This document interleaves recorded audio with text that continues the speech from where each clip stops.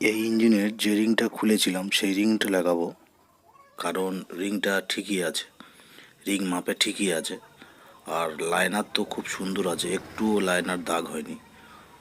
আর piston তো কিছু হয়নি, ভেবেছিলাম পিস্টন ফেটে গেছে, কিন্তু পিস্টন ফাটেনি, সমস্যাটা অন্য জায়গায়।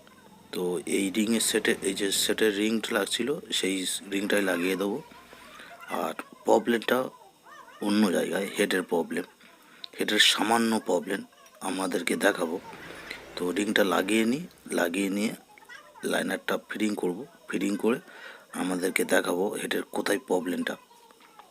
তেলের জায়গায় প্রবলেম, এর এই ইঞ্জিনের তেলটা ঠিকঠাক সাপ্লাই দিচ্ছে না, নজেল তেল ঠিকই মারছে, আমরা বুঝতে পারছি যে নজেল ডাক দিচ্ছে, তেল ভিতরে যাচ্ছে, কিন্তু পুরোপুরি তেলটা মারছে না।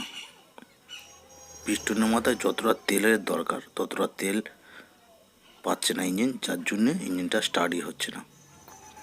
তো লাইনারটা লাগিয়ে নিয়ে আমাদেরকে দেখাবো। আর ভিডিওটি কেটে কেটে দেখবেন না, তাহলে বুঝতে পারবেন না। পুরো পুরো ভিডিওটা দেখুন, তাহলে বুঝতে পারবেন যে ইঞ্জিনের সমস্যাটা কোন জায়গায় ছিল। আর হেডের গাইডটা যেহেতু ঢিলে আছে, সেই জন্যে হেডের গাইডটাও চেঞ্জ করব। আর হেডের গাইড ঢিলে থাকলে বিভিন্ন রকম সমস্যা হয়, যে স্টার্ট ওঠে না ওটা কোনো ব্যাপার না, হেডের গাইড ঢিলে থাকলে ইঞ্জিন তবু স্টার্ট হয়। কিন্তু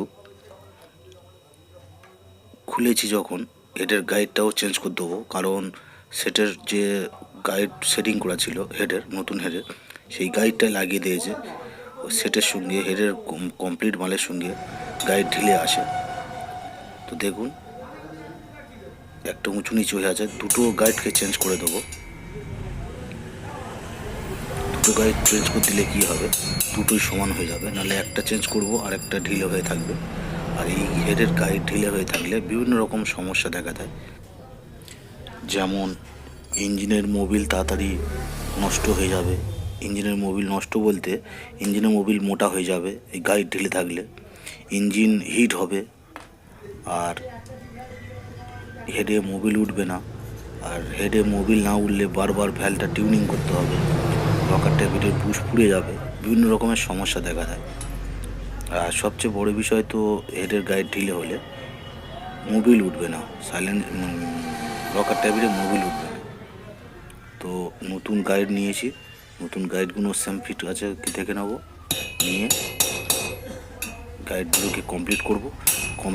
গাইডগুলোকে কমপ্লিট করে হেডে ফিটিং করে, যেহেতু নতুন গাইড দিচ্ছি সামান্য ভ্যালটাকে একটু মেজে নিলেই কাজটা হয়ে যাবে। আর যেহেতু নতুন হেড, সিটটা চেঞ্জ করার কোনো দরকার নেই, গাইড চেঞ্জ করছি সেই জন্যে ভ্যালটাকে একটু মাজতে হবে, সিটের সঙ্গে ভ্যালটাকে পালিশ করতে হবে, না হলে ভ্যাল লিক করবে, ইঞ্জিন স্টার্ট হবে না। আর ইঞ্জিন যেমনই দেখলাম, যখন ইঞ্জিন খুলছিলাম দেখলাম যে ভ্যাল একটুও মিস হয়নি, কারণ ভ্যাল মিস হলে মানে এটা ফ্যাঁস ফ্যাঁস করে একটা আওয়াজ হয়, সে কোনো আওয়াজ নেই। তো তাই গাইড চেঞ্জ করার সঙ্গে সাথে সাথে ভ্যালটাকে একটু মেজে দিতে হবে, সিটের সঙ্গে মানে পালিশটা আনতে হবে যাতে না লিক করে। যে গাইডটা ছিল ঢিলে ছিল, তার মেজারমেন্টে ভ্যালটা ছিল, সেরকমভাবে পালিশ করেছিল।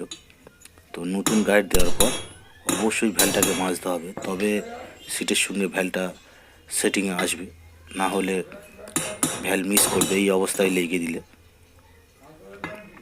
তো গাইডটা দেখুন, গাইডটা মারা কমপ্লিট, এবার ভ্যাল দুটোকে মেজে নিলেই হবে। দেখুন এই রকম লেভেলে থাকতে হবে,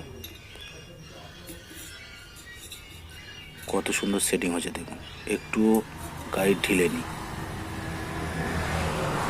খুব সুন্দর সেটিং হয়েছে।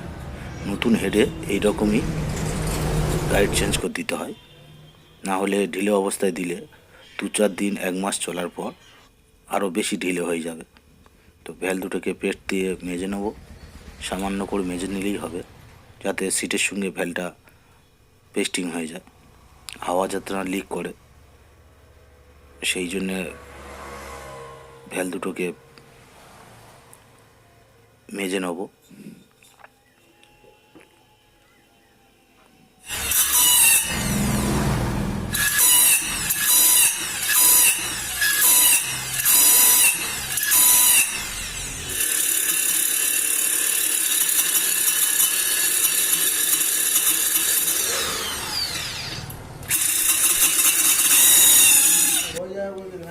দিয়ে ভ্যাল দুটোকে লাগিয়ে দেবো।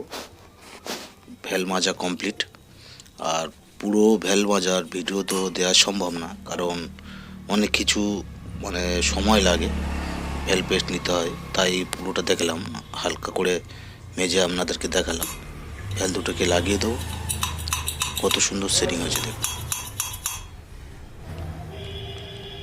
এটা হচ্ছে হেড প্লেট।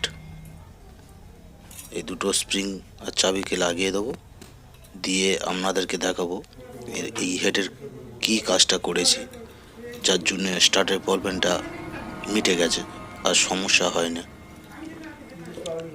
কী সমস্যার জন্য এই ইঞ্জিনটা স্টার্ট হচ্ছিল না সেইটি আপনাদেরকে দেখাবো। হেড লাগানো কমপ্লিট।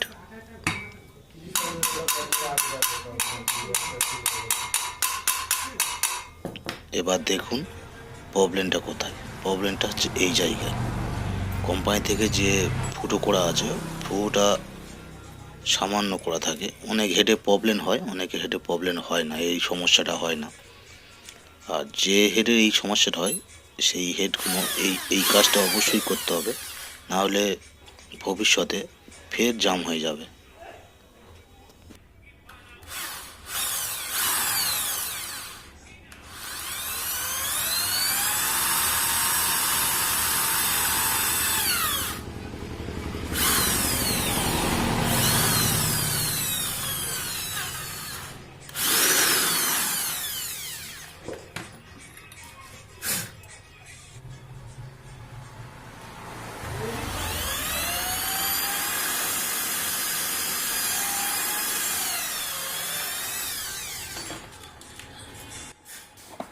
কাজটা ছিল জাস্ট এইটুকু।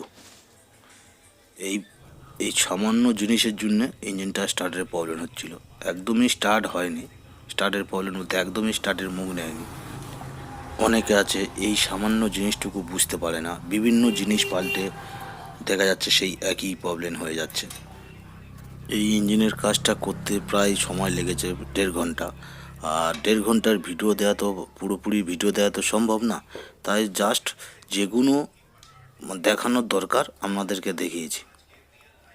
আর এই কাজটুকু করে ইঞ্জিনের সমস্যার সমাধান হলো কি না আপনাদেরকে ইঞ্জিন স্টার্ট করে দেখাবো।